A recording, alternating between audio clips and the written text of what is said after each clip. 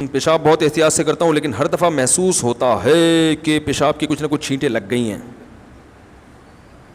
اور بھائی جان نہیں کیا کریں ایسے محسوس, صحیح ہے نا. پیشاب کریں, احتیاط کریں, چھینٹیں نہ لگیں, پانی ڈالیں اور پتلی گلی سے نکل لیں. ہاں پیشاب فوراً نہ اٹھیں کیونکہ قطرات نکل رہے ہوتے ہیں, تو تھوڑا سا اطمینان ہو جائے, قطرہ نکلنا بند ہو گیا ہوگا تو بس چلے جائیں. یہ ایسی چیزیں اس میں اگر آپ پڑ گئے تو پھر قیامت آ جائے گی, آپ کو کبھی بھی سکون حاصل نہیں ہوگا اور ایسا پاگل ہو جائیں گے آپ. اور پھر یہ والا وہم کے علاوہ ایک اور نیا بھی شروع ہو جائے گا. پھر ایک صاحب نے کہا کہ میں وہ شلوار جب اپنی ناپاک دھوتا ہوں تو میرا ہاتھ گیلا دروازے پہ لگتا ہے, تو پھر وہ دروازہ ناپاک ہو گیا, پھر جس لوگ بھی اس دروازے پکڑ رہے ہیں ان کے سب کے ہاتھ ناپاک ہو گئے, پھر وہ انہی ہاتھوں سے کپ پکڑتے ہیں تو کپ ناپاک ہو گیا, اور پھر جب کپ ناپاک ہو گیا تو پھر پلیٹیں اور چمچے بھی ناپاک ہو گئے, پھر بیگم انہی ہاتھوں سے پلیٹ دھوتی ہے تو وہ جب دھوتی ہے تو وہ اس میں لگ کے وہ ناپاک ہو گئے.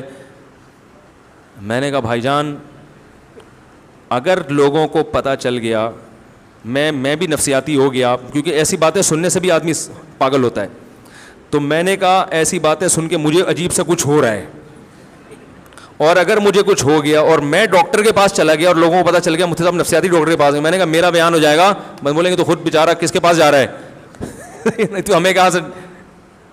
تو میں نے کہا میں اپنے آپ کو اس بیماری سے بچانا چاہتا ہوں, اور میں نے کہا میرے پاس اس کا علاج ہے 2 تھپڑ, جاؤ اللہ کے بندے اپنی شلوار دھو اور پتلی گلی سے نکلو, بس چھوڑو یہ کر کے دیکھ رہا ہے, بس تھوڑا احتیاط سے دھو لو, بس اتنی کافی ہے, زیادہ گہرائی میں نہیں جاؤ ان چیزوں میں.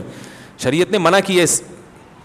حضرت زین العابدین جو حضرت حسین رضی اللہ عنہ کے بیٹے تھے, وہ احتیاط کرتے تھے پیشاب کرتے ہوئے کہ کسی بوتل میں پیشاب کرتے تھے شیشے کے برتن میں تاکہ چھینٹیں نہ پڑیں تقوی کی وجہ سے.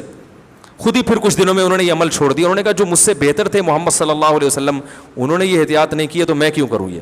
بس چھینٹوں سے احتیاط جتنی ہو سکے بچنے کی کوشش کریں, سخت جگہ پہ ایسا نہ کریں پیشاب بالکل جو ایک دم سے چھینٹیں ہیں. تو فقہاء نے لکھا ہے کہ تھوڑی بہت اگر بالفرض باریک سی چھینٹیں پڑ جائیں گی تو وہ کیا ہیں, معاف ہیں. وہ جو میں نے ابھی اتنی ڈیٹیل سے اس کے دلائل سے بات کی ہے.